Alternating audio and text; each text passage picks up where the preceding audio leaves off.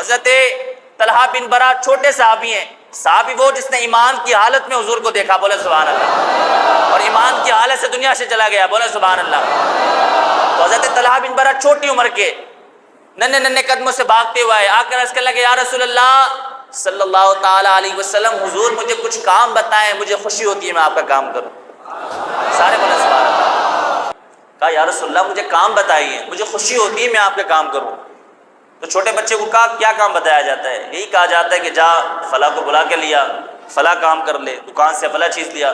تو حضور نے اس طرح کے چھوٹے چھوٹے ان کو کام دیتے، وہ حضور کے کام نہ بھاگ بھاگ کر کرتے، بولے سبحان اللہ، حضور کے کام نہ بھاگ بھاگ کر کرتے۔ چھوٹا بچہ جس طرح ہوتا ہے، اسے کسی کام کا بولا جائے تو کیسے دوڑ کے وہ جاتا ہے، تو وہ چھوٹے صحابی رسول حضرت طلحہ بن برا وہ دوڑ دوڑ کے نا حضور کی خدمت کے کام کرتے، حضور کی خدمت میں حاضر ہو جاتے۔ حضور کو کہا، حضور فرماتے ہیں جاؤ ابو بکر کو بلا کر لاؤ، جاؤ عمر کو بلا کر لاؤ، جاؤ عبد الرحمن بن عوف کو بلا کر لاؤ، جاؤ زبیر بن عوام کو بلا کر لاؤ۔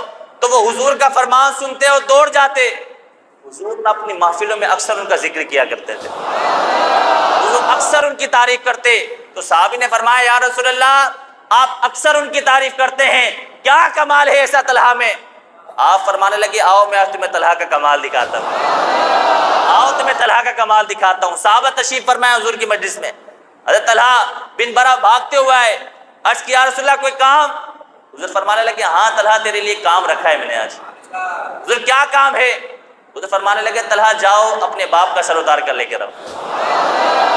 حضرت طلحہ فرمانے لگے، حضور فرمانے لگے طلحہ جاؤ اپنے باپ کا سر کاٹ کر لے کر آؤ۔ لکھنے والوں نے لکھا حضرت طلحہ بن برا دوڑے، اور بعض نے یہ لکھا کہ حضرت علی کی گردن میں تلوار ٹکی ہوئی تھی، آپ نے وہ تلوار کو کھینچا اور بھاگنے لگے۔ حضور فرمانے لگے اس طلحہ کو پکڑ لو، کہیں ایسا نہ ہو کہ واقعی میں اپنے باپ کا سر اتار کر لے آئے۔ تو ہمیں تو ایسی اپنے اور آقا مولا سے محبت کرنی ہے جس طرح ہم نے اپنے صحابہ سے سیکھی۔ اللہ اکبر کبیرہ، فرمایا نا کہ عشق اپنے فیصلے کرنے میں خود بڑا دلیر ہوتا ہے۔ جب عشق ہو جاتا ہے نا تو پھر عشق کسی عمر کا پابند نہیں ہوتا، کسی عمر کا پابند نہیں ہے۔ چھوٹے ہیں لیکن جذبہ کیسا ہے، حضور سے محبت کیسی ہے۔ کہا کہ جاؤ اپنے باپ کی گردن لے کر آؤ، تو دوڑ گئے۔ حضور فرمانے لگے اسے روک لو، کہیں ایسا نہ ہو کہ اپنے باپ کی واقعی گردن لے کر کے آ جائے۔ وہی حضرت طلحہ بن برا نہ بیمار ہو گئے، حضور نے دن میں 2 مرتبہ ان کی عیادت کے لیے جاتے، بولے سبحان اللہ، حضور 2 مرتبہ ان کو دیکھنے کے لیے جاتے، عیادت کے لیے جاتے۔ ایک مرتبہ حضور جب ان کی عیادت کے لیے گئے نا تو حضور نے ان کے ماتھے پر بوسہ لیا، پیار کیا، اور حضور کی آنکھوں میں آنسو آ گئے۔ حضور نے جو ان کے والد تھے ان کو قریب لا کر کان میں کہا کہ طلحہ کا آج رات میں انتقال ہو جائے گا، جب اس کا انتقال ہو جائے تو مجھے خبر دینا تاکہ میں اس کا جنازہ پڑھانے کے لیے آؤں۔ بولو سبحان اللہ یارو، کہا کہ مجھے بتانا کہ میں جنازہ پڑھانے کے لیے آؤں۔ قسم خدا کی ہم نے دیکھا کہ آج تک کسی کو اگر حضور کی زیارت کرنے کا شرف حاصل ہوا، اور ہم نے دیکھا کہ آج تک لوگ دوڑتے ہیں کہ ہم جائیں گنبد خضرا کی زیارت کے لیے، لیکن یہاں تو رسم ہی الٹی ہو گئی، یہاں تو بات ہی الگ ہو گئی کہ یہاں آقا اور مولا خود فرما رہے ہیں کہ مجھے خبر دینا، میں اپنے شہزادے کا جنازہ پڑھانے کے لیے خود آؤں گا۔ یہاں تو رسم ہی الٹی ہو گئی۔ ہم نے دیکھا لوگ تڑپتے ہیں مدینے کی یاد کے لیے، لوگ تڑپتے ہیں کہ مل جائے وہاں کا ویزا، مل جائے وہاں کے ٹکٹ، ہم بھی جائیں دیار یار پر، اور ہم بھی جائیں حضور کا روزہ دیکھنے کے لیے۔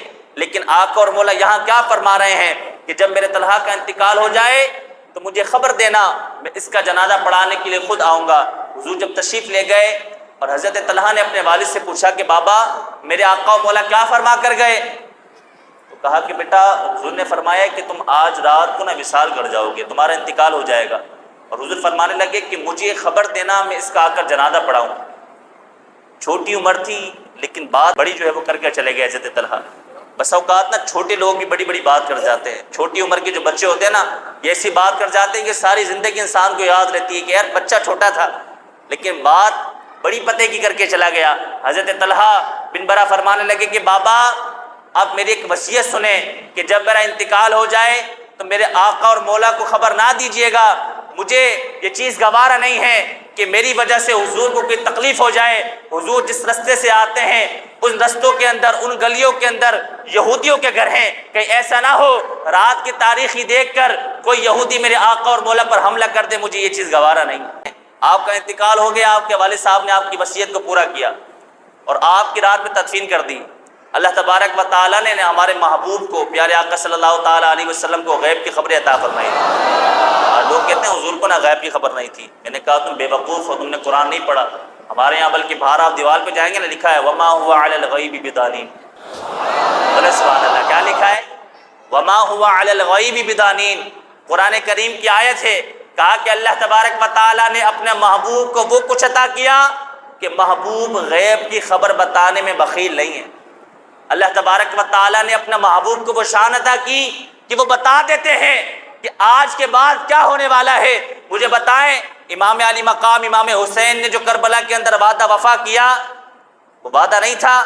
آپ کو نہیں فرمایا تھا حضور نے کہ میرے نواسے، میرے شہزادے، تو ہی وہ میرا شہزادہ ہے کہ جو میرے دین کو بقا دے گا، تو ہی تو ہے کہ جو اپنا گھر بار سب کچھ لٹا کر دین کو سربلندی عطا فرمائے گا۔ مجھے بتائیں، ہمارے آقا اور مولا نے نہیں فرمایا تھا؟